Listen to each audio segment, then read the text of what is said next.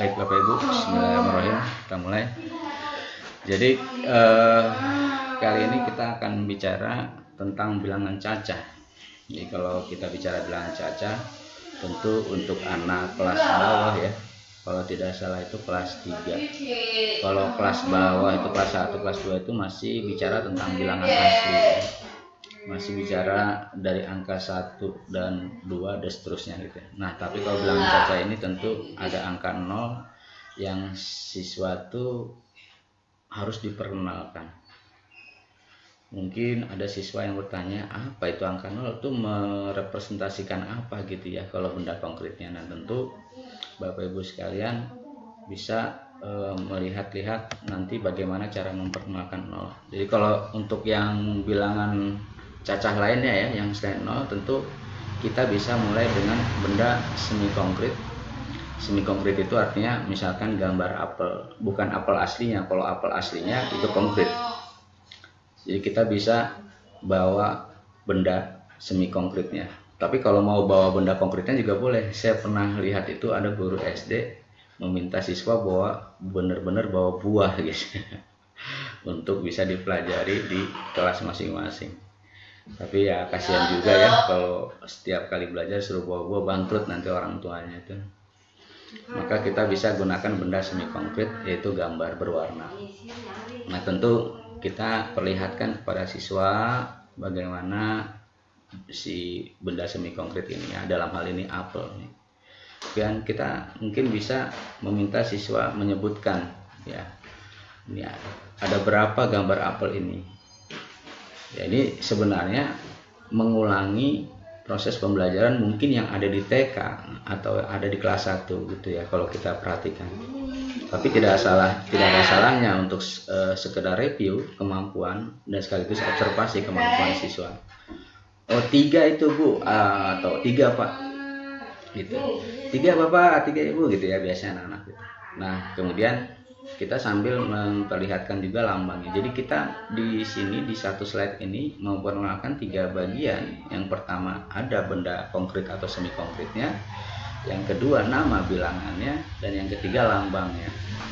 Jadi Bapak Ibu sekalian, perhatikan proses di sini. Ini adalah proses yang dikatakan oleh Brunner, yaitu mulai dari konkret ya, ikonik dan simbolik. Jadi kita lihat yang 3 itu sudah abstrak Bapak Ibu. Kalau 3 di sini tanpa dibarengi oleh benda yang terdefinisi, maka 3 ini menjadi abstrak. Bisa berarti apapun. Sepanjang jumlahnya 3, dia bisa berarti apapun. Jadi kalau mengajarkan ke anak SD, saya kira Bapak dan Ibu sekalian perlu mempertimbangkan apa yang disampaikan oleh Brunner. Jadi ada konkret, ada semi konkret, ada ikonik, ada simbolik. Jadi rangkaiannya jelas buat anak-anak sekolah dasar, karena kita tidak langsung memberikan yang abstrak, tapi kita mulai dari yang konkret, ya minimal semi konkret. Oke. Kemudian kita ingatkan lagi, bilangan asli itu diperoleh dengan menghitung dari angka 1. Sementara bilangan cacah itu diperoleh dengan cacah dari angka 0. Nah, tentu ini akan dijelaskan lebih lanjut bagaimana caranya ya.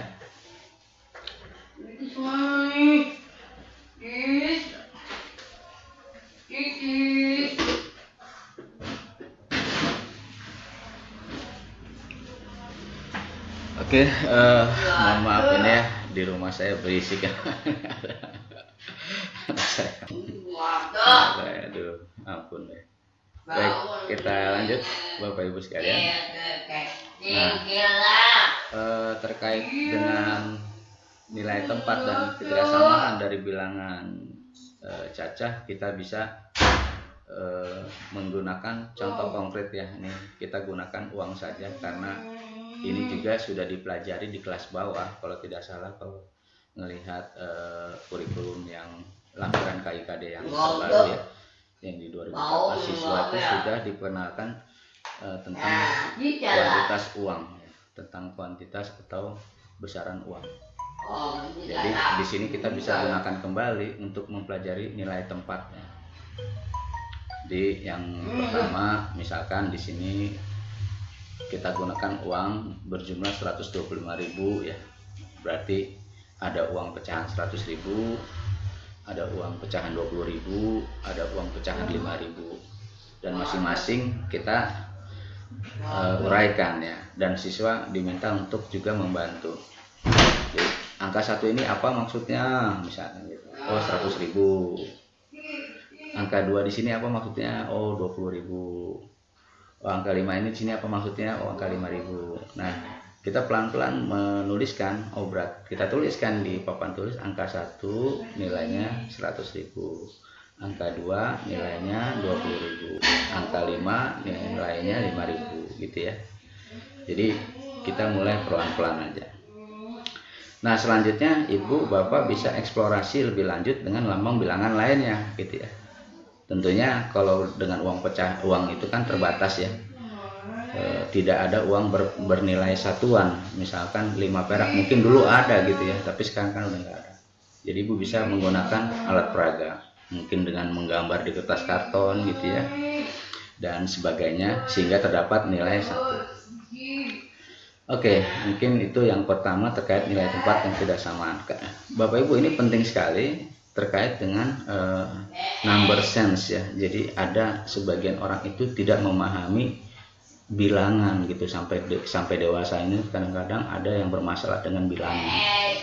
Dia tidak bisa membedakan gitu ya, mana puluhan, satuan, mungkin ada yang bisa membedakan gitu. Nah, untuk mengantisipasi hal itu mulai dari sejak sekolah dasar, kita perlu perhatikan betul terkait nilai tempat ini ya. Khususnya nanti ada di bilangan-bilangan yang di sebelah kanan tanda koma, itu lain lagi ceritanya nanti terkait bilangan pecahan dan desimal, tentu di kelas yang berikutnya. Baik, mungkin itu sebagai pengingat saja. Nah, kemudian kita eksplorasi dengan angka-angka yang bukan lagi menggunakan rupiah di sini. Ya, ini saya kasih contoh, misalkan 125.634. Usahakan angka-angka dalam bilangan itu semuanya berbeda, sehingga siswa bisa memahami masing-masing dari angka itu berada di mana posisinya itu. Jadi angka 1 ya, dalam 125.634 itu angka 1 itu nilainya 100-an. Jadi seperti contoh yang sebelumnya, hanya saja di sini siswa sudah melihat sampai angka puluhan dan satuan ya. Jadi 125.000. Angka 1 itu nilai 100.000, angka 2 itu nilai 20.000 dan seterusnya gitu ya. Kita sambil tuliskan ratusan ribu, puluhan ribu, ribuan, ratusan, puluhan, satuan, tanpa melihat angkanya lagi. Jadi siswa itu melihat posisinya ya, ratusan, puluhan, ribuan, ratusan ribu, puluhan ribu, ribuan, puluhan, dan satuan. Ya, dengan usaha kita seperti ini, harapannya siswa itu bisa menangkap apa yang kita mau, atau bisa memahami apa yang sebenarnya terjadi di situ. Siswa bisa, oh angka 1 itu pas ratusan ya gitu. Oh angka 3 itu puluhan dan sebagainya gitu. Bisa memilah-milah, bisa membedakan gitu. Saya kira itu. Nah, terkait ketidaksamaan, Bapak Ibu, kembali lagi ini terkait dengan angka-angka ya, posisi tempat-tempat bilangannya. Kalau kita minta siswa menganalisis atau memperhatikan atau mengamati anak-anak 2, 3, 4, 5, 6, 7 dengan 2, 4, 3, 5, 6, 7 ini apa bedanya, lalu besaran mana atau lebih kecil yang mana. Nah, mungkin kita perhatikan sebenarnya kita hanya 4 dan 3-nya saja tuh. Yang 1 2, 4, 3, yang 1 2, 3, 4. Tapi kita mengajarkan anak untuk teliti sekaligus mengingat mana nilai tempat yang lebih besar gitu ya. Baik. Saya kira ini mengulang kembali yang sebelumnya, namun saya tidak tuliskan, kita langsung menguraikan. Jadi 2, 3, 4, 5, 6, 7 itu kita uraikan 200.000 ditambah 30.000 tambah 4.000 tambah 500 tambah 60 tambah 7. Begitu juga yang bawahnya. Nah, kemudian kita bimbing ya, kita bimbing juga, dan kita mesti di mana nilai tempatnya berbeda dan yang mana yang paling besar. Kita lihat nilai tempat yang ratusan ribu itu sama, ya, 200.000. Namun di puluhan ribu berbeda, ada 30.000. Nah, tentu angka 3 dan 4 tentu lebih besar dari 4. Oleh karenanya angka 243 itu akan lebih besar ya daripada 34 sekian. Tanpa melihat lagi nilai tempat yang sesudahnya gitu. Jadi kita tidak meminta siswa untuk merunut semua nilai tempat ya, membeda-bedakan nilai tempat. Tapi cukup dari yang paling, kemudian yang lebih kecil, pindah lagi yang lebih kecil, dan seterusnya gitu. Sehingga kita bisa menemukan perbedaan pada nilai tempat tersebut. Namun sekali lagi tetap, karena anak SD itu kadang kala ketika bicara abstrak, ini sebenarnya ketika sudah mulai abstrak kita harus terus amati ya. Mungkin sambil mengingatkan pembelajaran yang sebelumnya yang kita bawa benda konkret ya, seperti uang ya tadi kita gunakan gitu. Mungkin seperti itu. Baik, kita sampai di sini, mungkin ada yang mau ditanyakan, silakan.